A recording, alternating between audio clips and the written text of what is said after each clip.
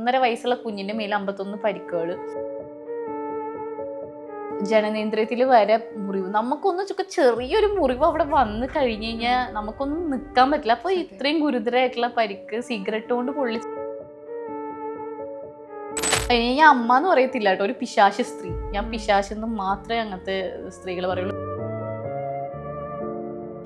ഇങ്ങനെ ഒരാൾക്ക് ഇങ്ങനെ പറ്റുന്നേ, ആ അമ്മ അങ്ങനെ നോക്കി നിന്നിട്ടുണ്ടാവും. ഓക്കെ, അമ്മ ഒന്നും ചെയ്തിട്ടുണ്ടാവില്ല. നോക്കി നിൽക്കാൻ പറ്റുന്നുണ്ടെങ്കിൽ അതിനെ എങ്ങനെ അമ്മ എന്ന് വിളിക്കും? കുഞ്ഞുങ്ങൾക്ക് ഏറ്റവും സേഫസ്റ്റ് ഹാൻഡ്സ് എന്ന് പറയുന്നത് അവർ അമ്മമാരെ കൈകളാണ്. എത്രയോ പേര് കുഞ്ഞുങ്ങളില്ലാതെ മരുന്ന് വഴിപാടൊക്കെ ആയിട്ട് നടക്കുന്നത്. ദൈവം അവർക്ക് എന്ത് കൊടുക്കാണ്ട് ഇങ്ങനത്തെ ആൾക്കാരെ വയറ്റിൽ ഇങ്ങനെ കുഞ്ഞുങ്ങളെ ഇതാക്കണം? ഈ കുഞ്ഞ് ജനിച്ചിട്ട് ഒരു ദിവസം പോലും അതിന് സമാധാനം ഉണ്ടായിട്ടുണ്ടാവും ഇല്ല. ഓരോ ദിവസം വേദന.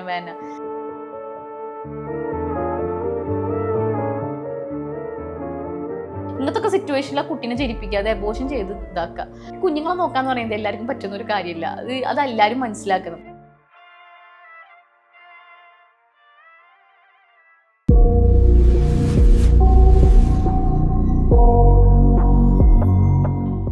കുറച്ച് നാൾ മുമ്പേ പ്രസവം വളരെ സിമ്പിളാണ് എന്ന് പറഞ്ഞ് ഒരു കാര്യം ആളുകൾ ചർച്ചയാക്കിയിരുന്നു.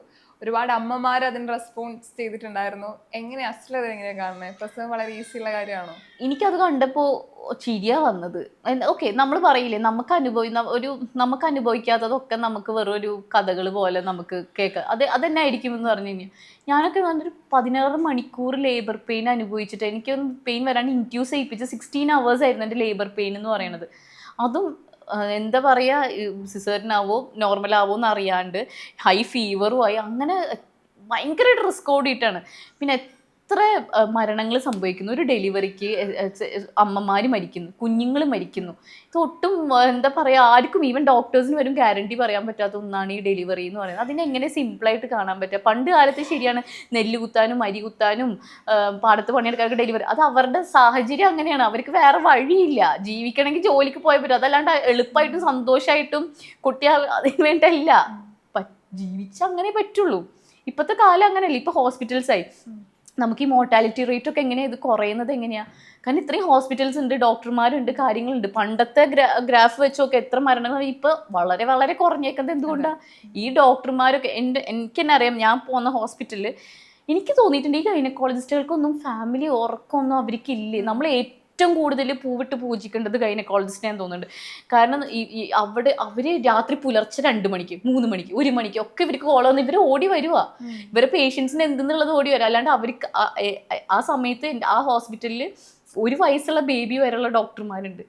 അവിടെ കുഞ്ഞുങ്ങളെ അവിടെ ആക്കിയിട്ട് ഈ അമ്മമാർ ഈ കുഞ്ഞുങ്ങളെ സേഫ് ആക്കാൻ വേണ്ടിയിട്ടാണ് അവർ ഇവിടെ വരുന്നത്. ആ സമയത്ത് നമ്മൾ അവരെ ഇൻസൾട്ട് ചെയ്യണ പോലെ ഓരോ സ്റ്റേറ്റ്മെന്റ്സ് നടത്തി കഴിഞ്ഞ് കഴിഞ്ഞാൽ, സ്ത്രീന്ന് പോട്ടെ, ഏത് ആൾക്കാർക്ക് ഒരു ഇതുണ്ടാവുക. നമ്മൾ ഏറ്റവും കൂടുതൽ റെസ്പെക്ട് ചെയ്യേണ്ട ഒരു പ്രൊഫഷനാന്ന് തോന്നുന്നുണ്ട് ഏത് ഡോക്ടേഴ്സ് ആയിക്കോട്ടെ കാര്യങ്ങൾ എന്ന് പറയുന്നത്. അപ്പം എനിക്കത് കണ്ടപ്പോൾ എനിക്കൊന്നും തോന്നിയില്ല. ഒരു വിവരമില്ലാത്ത ആൾ എന്തോ വിളിച്ചു പറയുന്ന പോലെ എനിക്ക് തോന്നിയത്. വിവരമില്ലാത്ത ആളാണോ എനിക്കറിയില്ല.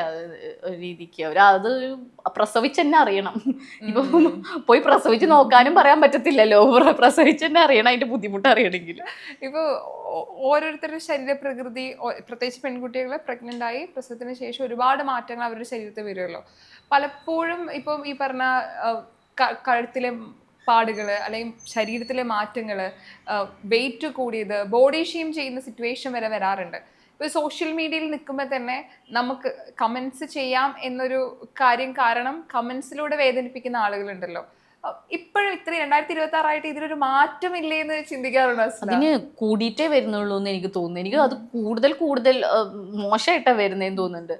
കാരണം ഡെലിവറി കഴിഞ്ഞാൽ നമ്മളെ ബോഡിക്ക് എന്തായാലും ഒരു വ്യത്യാസം വരും. അപ്പോൾ ഈ വ്യത്യാസം വരുമ്പോൾ ഓക്കെ, ഇപ്പം ഞാനൊരു ഡ്രസ്സ് ഇട്ട് എനിക്ക് കംഫർട്ടബിൾ ആയിട്ട് തോന്നുന്നു, അല്ലെങ്കിൽ എനിക്കത് കാണുമ്പോൾ ഭംഗിയായിട്ട് തോന്നുന്നുണ്ടാവും. ചിലപ്പോൾ വീഡിയോ വരുമ്പോൾ ബാക്കിയുള്ളവർക്ക് ഭംഗിയായിട്ട് തോന്നുന്നുണ്ടാവില്ല. അപ്പോൾ ഓക്കെ, ഡ്രസ്സ് ചേരുന്നില്ല കാണാൻ. പക്ഷെ ഭയങ്കര വൃത്തികേടായിട്ട് ഇപ്പം എനിക്ക് വരുന്ന കമൻസ് മാത്രമോ ജേഴ്സി പശു, എന്താ മിൽക്ക്, ഫുൾ ഓഫ് മിൽക്ക്, ഭയങ്കര നമുക്കൊരു വീഡിയോ ഒരു ഇതിൽ പറയാനും പോലും പറ്റാത്ത തരത്തിലുള്ള കമൻസ് വരുന്നത്. അപ്പം ഞാനിത് എങ്ങനെയാണ് ആൾക്കാർക്ക് ഇങ്ങനത്തെ കമൻസ്? ഇപ്പം അത് ഞാൻ പ്രസവിച്ചുകൊണ്ടെന്നല്ല, ഒരു സ്ത്രീനോടും പുരുഷന്മാരോടും നമ്മൾ ഒരിക്കലും അങ്ങനത്തെ കമൻസ് ഇടരുത്. എങ്ങനെ ആൾക്കാർക്ക് പറ്റുന്നേ എന്നുള്ളത്. ഞാൻ ബോഡി ഷെയ്മിങ്ങിൻ്റെ എക്സ്ട്രീം ഞാനിപ്പോൾ അനുഭവിച്ചു കഴിഞ്ഞു. എക്സ്ട്രീം അനുഭവിച്ചു കഴിഞ്ഞു. ഇപ്പം ഞാൻ മോളിൽ പോകുമ്പോൾ കുറേ പേര് എന്നോട് പറയും, വീഡിയോ കാണുന്ന പോലെയല്ല, മെലിഞ്ഞിട്ടാണല്ലോ, അത്ര ഇതില്ലല്ലോ. അപ്പോഴും എനിക്കറിയില്ല ഞാനിത് സന്തോഷിക്കണോ കേൾക്കണം, കാരണം അപ്പോഴും എൻ്റെ ബോഡീനല്ലേ കമൻറ്റ് ചെയ്യുന്നത്. ട്രൂ. ഞാൻ തടിച്ചോ മെലിഞ്ഞോ അതൊക്കെ കംപ്ലീറ്റ്ലി ഇത്. അപ്പോൾ വീഡിയോ കാണുമ്പോൾ ഇങ്ങനെ, നേരി കാണുമ്പോൾ ഇങ്ങനെ, അപ്പോഴും ഒരു ജഡ്ജ്മെൻ്റ് ആണ്. അവർ നല്ല ഉദ്ദേശത്തിലാട്ടോ അത് പറയുന്നത്, സ്നേഹത്തിലാണ് എല്ലാവരും പറഞ്ഞേക്കുന്നത്. എന്നാലും എനിക്ക് ആലോചിക്കുമ്പോൾ അപ്പോഴും അവിടെ ഒരു ഇതാണ് വരുന്നത്. അപ്പം അപ്പോഴും ഇതിൻ്റെ ഒരു ഇൻസെക്യൂരിറ്റിയാണ്, ഇതിൽ ഏതപ്പം നല്ലത്, ഏതാ.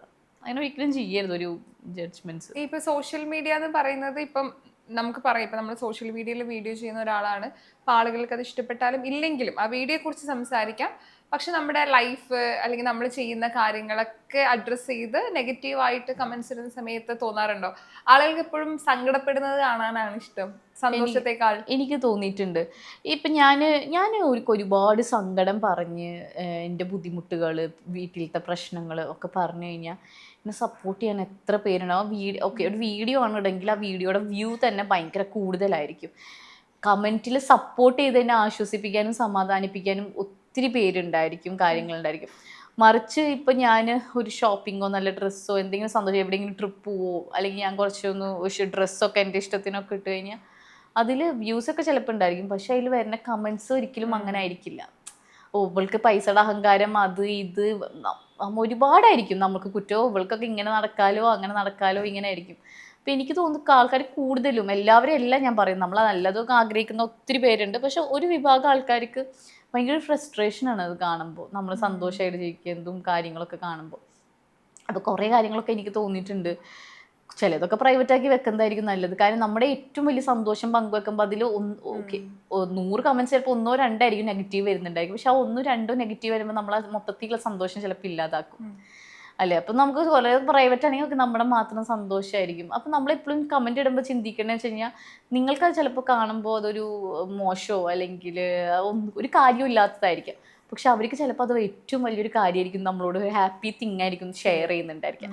അതിൽ കുറ്റവും കുറവും കണ്ടുപിടിക്കാതെ അവരുടെ സന്തോഷത്തിൽ പങ്കുചേരുമ്പോഴായിരിക്കും ഏറ്റവും നല്ലത്. ഇപ്പം നമ്മളൊരു കല്യാണം നടന്നു, ആ കല്യാണത്തിൻ്റെ പെണ്ണിൻ്റെ ഡ്രസ്സ് കൊള്ളില്ല, മേക്കപ്പ് കൊള്ളില്ല, പക്ഷെ അത് അവരുടെ സ്പെഷ്യൽ ഡേ ആണ്. അവരുടെ സ്പെഷ്യൽ ഡേ, അവർക്ക് ഇങ്ങനെയൊക്കെ ആയിരിക്കും ഈ ലുക്ക് ആഗ്രഹം ഉണ്ടാവുക, ഏറ്റവും ബെസ്റ്റായി പോകാനല്ലേ. അപ്പോൾ നമ്മൾ ഇത് കൊള്ളില്ല പറയുമ്പോൾ അവർക്ക് എത്ര വിഷമവും. കാരണം കല്യാണം എന്നൊക്കെ പറയുന്നത് ഒരാളുടെ സ്വപ്നവും കാര്യങ്ങളും, ഒരു വീട് പാർക്കൽ, നമുക്ക് ഇഷ്ടപ്പെടുന്ന കിച്ചൺ മോഡൽ ആയിരിക്കില്ല ഉണ്ടാക്കി വന്നത്. അപ്പോൾ അയ്യോ ഈ കിച്ചൺ പോരാ, ഈ കിച്ചൺ ഇങ്ങനെ ആവും, വേണ്ട. ഒപ്പീനിയൻസിൻ്റെ ഇതിനൊന്നും ഒരു ജഡ്ജ്മെന്റ്സേ ആവശ്യമില്ല. ഈ പലപ്പോഴും നമുക്ക് പറയാൻ ആഗ്രഹിക്കുന്ന കാര്യങ്ങൾ അസ്ല ചിലപ്പോൾ വീഡിയോ ഇടും. അപ്പോൾ നമ്മൾ ചെയ്യുന്നത് വെച്ചാൽ അത് ഷെയർ ചെയ്ത് നമ്മളിടും. നമ്മുടെ വാക്കുകൾ പോലെയാണ് പലപ്പോഴും അസ്ല സംസാരിക്കുന്നതും നമ്മളത് റീഷെയർ ചെയ്യുന്നതും. ഇന്നൊരു കാര്യം, അതൊരു മാറ്റം വരണം, ഇത്രയും വർഷമായിട്ട് ഒബ്സർവ് ചെയ്തിട്ട് ഇതുവരെ മാറ്റം വന്നിട്ടില്ല, പക്ഷേ ഈ ഒരു കാര്യത്തിൽ മാറ്റം വന്നിരുന്നെങ്കിൽ എന്ന് ആഗ്രഹിക്കുന്ന ഒരു കാര്യമുണ്ടോ അസ്ലയെ സംബന്ധിച്ചിടത്തോളം? എനിക്ക് അങ്ങനെ ഒന്നുമില്ല. എനിക്ക് എങ്ങനെ നോക്കുകയാണെങ്കിൽ കുറേ കാര്യങ്ങൾ മാറ്റം വരണം, കുറേ കാര്യങ്ങൾ. അതിപ്പോൾ എന്തിലും ഇപ്പോൾ പറയുക, അങ്ങനെ എനിക്കിപ്പോൾ പ്രത്യേകിച്ച് ഒന്നും പറയാനില്ല. ഇപ്പോൾ സോഷ്യൽ മീഡിയ ഉപയോഗിക്കുന്നതാണെങ്കിലും എനിക്ക് തോന്നിയിട്ടുണ്ട് കുറച്ചും കൂടിയും ആൾക്കാർ ഇപ്പം ഞാൻ കുറച്ച് ജഡ്ജ്മെൻറ്റ്, ഇപ്പം ഞാൻ പറഞ്ഞ ഒരു ട്രാൻസ്ജെൻഡേഴ്സിൻ്റെ ഒക്കെ ഒരു വീഡിയോ വന്നു എന്ന് വിചാരിക്കും, എന്തൊക്കെ കമൻസ് അതിൽ വന്നുകൊണ്ടിരിക്കും. നമ്മളിപ്പോൾ ഏത് കാലത്ത് നമ്മൾ ജീവിക്കുന്നത് അല്ല, എത്രയോ നമ്മൾ പുരോഗമനമായി. നമ്മളൊക്കെ ലിറ്ററസി ലെവലിലൊക്കെ 100% ആണെന്നൊക്കെ പറഞ്ഞിട്ട്, ലിറ്ററേറ്റ്സ് ആണെന്ന് പറഞ്ഞിട്ട് അതിൽ കമൻസ് ഒക്കെ വായിച്ചു കഴിഞ്ഞാൽ നമുക്ക് തന്നെ അറപ്പ് തോന്നുന്നില്ലേ. സോ മനുഷ്യന്മാരായിട്ട് കാണാം. അവിടെ ജെൻഡർ അല്ല, ആണോ പെണ്ണോ ട്രാൻസ്ജെൻഡറോ അങ്ങനെയല്ല നമ്മൾ വേണ്ടത്. എല്ലാവരും ഇക്വാലിറ്റി. എനിക്ക് ഇപ്പോഴും വേണ്ടത് വ്യത്യാസം വന്നില്ലെങ്കിൽ ഇക്വാലിറ്റി. ഇപ്പം സ്ത്രീകളെ ഞാൻ പറയും കേട്ടോ, പുരുഷന്മാരെ മാത്രമല്ല ഞാൻ പറയുന്നത്, ഇക്വാലിറ്റി. സ്ത്രീകളാണെങ്കിൽ പറയും എന്താ, ഞാൻ ചിലപ്പോൾ റീൽസൊക്കെ കാണാറുണ്ട്, പുരുഷന്മാരെക്കാൾ അടിപൊളിയാണെന്ന് കാണിക്കുന്ന പോലത്തെ സ്ത്രീകൾ, ഓക്കെ പുരുഷന്മാർക്ക് ഇത് പറ്റില്ല ഞങ്ങൾക്ക് ഇത് പറ്റും എന്ന് കാണിക്കുന്ന പോലത്തെ ഒരു ഡിഫറൻസ് ഒക്കെ കാണിക്കുന്ന പോലെ, അതിൻ്റെ ആവശ്യമില്ല. പുരുഷന്മാർക്ക് പറ്റുന്നത് പുരുഷന്മാർക്ക്, സ്ത്രീകൾക്ക് പറ്റുന്നത്. ഇക്വാലിറ്റി എന്ന് പറയുന്നത് നമ്മളതല്ല, തുല്യരായിട്ട് കാണാം. നമുക്ക് ചിലപ്പോൾ ഓക്കെ പുരുഷന്മാരുടെ ഒരു ഫിസിക്കോ അല്ലെങ്കിൽ പുരുഷന്മാർക്ക് കിട്ടുന്ന സ്ട്രോങ് ഒരു സ്ത്രീകൾക്ക് ഉണ്ടായിരിക്കണം എന്നില്ല. പക്ഷെ ഇന്ന് സ്ത്രീകൾക്ക് പറ്റുന്ന പല സാധനങ്ങൾ പുരുഷന്മാർക്കില്ല. അതൊക്കെ നമ്മൾ മനസ്സിലാക്കി അതിനാക്കി തമ്മിലടിക്കാതെ നോക്കണം. ഇത് കോമ്പറ്റീഷനാണ്.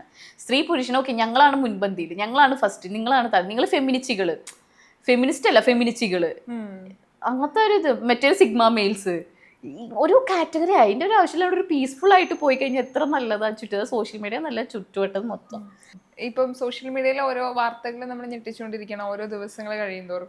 ഇപ്പം ആദ്യം നമ്മൾ സംസാരിച്ചപ്പം അമ്മ കുട്ടി എന്നതിൻ്റെ ഏറ്റവും വളരെ ഇമ്പോർട്ടൻ്റ് ആയിട്ടുള്ള നിങ്ങളുടെ തമ്മിൽ അറ്റാച്ച്മെൻറ്റിനെ കുറിച്ച് പറയുമ്പോഴും നമ്മുടെ ഏതൊരു സിറ്റുവേഷനിലും നമ്മുടെ അമ്മ കൂടെ ഉണ്ട് എന്നാണ് നമ്മൾ എപ്പോഴും കുട്ടികളെ പറഞ്ഞു, എന്തുണ്ടെങ്കിൽ അമ്മയോട് പറയണം, ആരില്ലെങ്കിലും അമ്മ കൂടെ ഉണ്ടാവും എന്ന് പറയുമ്പോഴും കഴിഞ്ഞ ദിവസം നെടുമങ്ങാട് ഉണ്ടായ ഇഷ്യൂ നമ്മൾ കേട്ടതാണ്. അതെ, ഒരു അമ്മയ്ക്ക് എങ്ങനെ അത് സാധിക്കുന്നു എന്നൊരു ചോദ്യം നമുക്ക് ഉണ്ടല്ലോ, ഒരു വലിയ ചോദ്യമാണ്. ഇനി അമ്മേനെ പോലെ വിശ്വസിക്കാൻ പറ്റില്ല എന്നൊരു കാര്യം. എനിക്ക് അത് ഞാൻ ആ ന്യൂസ് 2 ദിവസം മുമ്പ് കണ്ടിട്ട് എനിക്ക് സത്യമായിട്ടും അത് പറയുമ്പോൾ ഞാൻ ഓവറാക്കി, പക്ഷെ എനിക്ക് അന്ന് ഉറങ്ങാൻ പറ്റിയിട്ടില്ല വെച്ചാൽ എനിക്ക് ആ കുട്ടിയുടെ ഞാൻ ഒരു വീഡിയോ കണ്ടിട്ടുണ്ട്. ആ കുട്ടി ഒരു മണി ചാലഞ്ചിൽ 2 കൈ ഒടിഞ്ഞിട്ടുള്ള, ഞാൻ ജസ്റ്റ് കണ്ട് സ്കിപ്പ് ചെയ്തു. അപ്പോൾ കമന്റ്സ് ഒക്കെ വായിച്ചപ്പോൾ എനിക്ക് സത്യം പറഞ്ഞാൽ ചിരി വന്നു. കാരണം 2 കൈ ഇവൻ എങ്ങനെ ഓടിച്ചത് അമ്മ. അപ്പോൾ ഞാൻ ചിന്തിച്ചിട്ടുണ്ടോ, സൈക്കിളിൽ വീണിട്ട് ഇവൻ എങ്ങനെ 2 കൈ ഓടി, പിന്നെ അത് വിട്ട്. പക്ഷെ ഈ ന്യൂസ് കണ്ടു കഴിഞ്ഞപ്പോൾ ഉണ്ടല്ലോ, അതിലത്തെ 51 പരിക്കുകൾ, ഒരു കുഞ്ഞ് 1.5 വയസ്സുള്ള കുഞ്ഞിൻ്റെ മേലെ 51 പരിക്കുകൾ, പിന്നെ ജനനേന്ദ്രിയത്തിൽ വരെ മുറിവ്. നമുക്കൊന്ന് ചെറിയൊരു മുറിവ് അവിടെ വന്ന് കഴിഞ്ഞ് കഴിഞ്ഞാൽ നമുക്കൊന്നും നിൽക്കാൻ പറ്റില്ല. അപ്പോൾ ഇത്രയും ഗുരുതരമായിട്ടുള്ള പരിക്ക് സിഗരറ്റ് കൊണ്ട് പൊള്ളിച്ച് എങ്ങനെ ഒരാൾക്ക് ഇങ്ങനെ പറ്റുന്നേ? ആ അമ്മ അങ്ങനെ നോക്കി നിന്നിട്ടുണ്ടാവും. ഓക്കെ, അമ്മ ഒന്നും ചെയ്തിട്ടുണ്ടാവില്ല, നോക്കി നിൽക്കാൻ പറ്റുന്നുണ്ടെങ്കിൽ അതിനെ എങ്ങനെ അമ്മ എന്ന് വിളിക്കും? നമ്മളെന്താ, കുഞ്ഞുങ്ങൾക്ക് ഏറ്റവും സേഫസ്റ്റ് ഹാൻഡ്സ് എന്ന് പറയുന്നത് അവരെ അമ്മമാരെ കൈകളാണ്. അവരൊന്ന് കരഞ്ഞു കഴിഞ്ഞ് നമ്മളെ നെഞ്ചത്ത് ചേർന്ന് നമ്മളെയൊന്ന് പാലും കുടിച്ച് അവരെ ഒന്ന് സമാധാനിക്കുക. ഇവിടെ പിശാശിന്റെ മുഖം വെച്ചിട്ടുള്ള സ്ത്രീയാണ് അമ്മ എന്ന് പറയുന്നത്. വേറൊരു പിശാശ് ആ ആള്. ഇങ്ങനൊന്നും ഞാൻ പറയാം, എത്രയോ പേര് കുഞ്ഞുങ്ങളില്ലാതെ മരുന്ന് വഴിപാടൊക്കെ ആയിട്ട് നടക്കുന്നത്. ദൈവം അവർക്ക് എന്തിനും കൊടുക്കാണ്ട് ഇങ്ങനത്തെ ആൾക്കാരെ വയറ്റിൽ ഇങ്ങനെ കുഞ്ഞുങ്ങളെ ഇതാക്കണം. ഈ കുഞ്ഞ് ജനിച്ചിട്ട് ഒരു ദിവസം പോലും അതിന് സമാധാനം ഉണ്ടായിട്ടുണ്ടാവും ഇല്ല. ഓരോ ദിവസം വേദന ഇതാക്കി. ഇത് മാത്രമല്ല, ഞാൻ വേറൊരു ന്യൂസ് കണ്ടിട്ടുണ്ടായിരുന്നു ഇപ്പൊ തന്നെ. ഒരു ആള് ഒരു കുഞ്ഞിനെ 30 സെക്കൻഡിൽ അടിച്ചടിച്ച ഒരു ഇത്. എങ്ങനെ പറ്റുന്നത്? നമുക്കൊരു മൃഗത്തിനെ പോലും നമുക്ക് അങ്ങനെ ഇതാക്കാൻ പറ്റത്തില്ല. കുട്ടികളെ ഇങ്ങനെയൊക്കെ ചെയ്യാന്ന് പറയുന്നത്. ഞാൻ അമ്മ എന്ന് പറയത്തില്ല കേട്ടോ, ഒരു പിശാശ് സ്ത്രീ. ഞാൻ പിശാശെന്ന് മാത്രമേ അങ്ങനത്തെ സ്ത്രീകൾ പറയുള്ളൂ. നിങ്ങൾക്ക് പറ്റിയില്ല എന്ന്. കുഞ്ഞുങ്ങളെ നോക്കാന്ന് പറയുന്നത് എല്ലാവർക്കും പറ്റുന്ന ഒരു കാര്യമില്ല. അതെല്ലാവരും മനസ്സിലാക്കണം. അത് വളരെ റെസ്പോൺസിബിൾ ആയിട്ടുള്ള, അതൊരു കമ്മിറ്റ്മെൻ്റ് ഉള്ള ഒരു കാര്യമാണ്. അതുകൊണ്ട് നിങ്ങൾ കല്യാണം കഴിക്കുകയോ കഴിക്കാതിരിക്കുകയോ കാമുകനിയോട് എങ്ങനെ അയക്കുകയോ, നിങ്ങൾക്ക് പറ്റില്ല എന്നുണ്ടെങ്കിൽ എന്തൊക്കെ പ്രിക്കോഷൻസ് ഉണ്ട്? കോണ്ടം യൂസ് ചെയ്യുക. അത് ഞാൻ അതിലാണെന്നുണ്ടെങ്കിൽ ഗർഭമായി മറ്റേ അബോഷൻ ടാബ്ലറ്റ്സ്. ഞാൻ അബോഷനൊക്കെ എതിരുള്ള, പക്ഷെ ഇങ്ങനത്തെ സിറ്റുവേഷനിൽ ആ കുട്ടീനെ ജനിപ്പിക്കാതെ അബോഷൻ ചെയ്ത് ഇതാക്കുക. അല്ലാണ്ട് അതിനെ ഭൂമിയിലും കൊടുന്ന് സഫർ ചെയ്യിപ്പിക്കരുത്. അതേ ഞാൻ പറയത്തുള്ളൂ. ഐപിഎല്ലോ പല കാര്യങ്ങളുണ്ടല്ലോ, അതൊക്കെ ഉപയോഗിച്ചിരിക്കുക. മറ്റേ ഇപ്പോൾ ഒരു 19 വയസ്സുകാരി ജനവാതിൽ കൂടെ കുഞ്ഞിനെ പുറത്തേക്കിട്ട്, അതെന്നൊക്കെ പറയുന്നത് എങ്ങനെയാ ധൈര്യം വരുന്നത്? എങ്ങനെ നമുക്ക് ആ ഒരു ഉള്ളിൽ നിന്നൊരു ധൈര്യം? അതൊക്കെ ക്രിമിനൽ മൈൻഡ് അല്ലേ സത്യത്തിൽ ഇങ്ങനെയൊക്കെ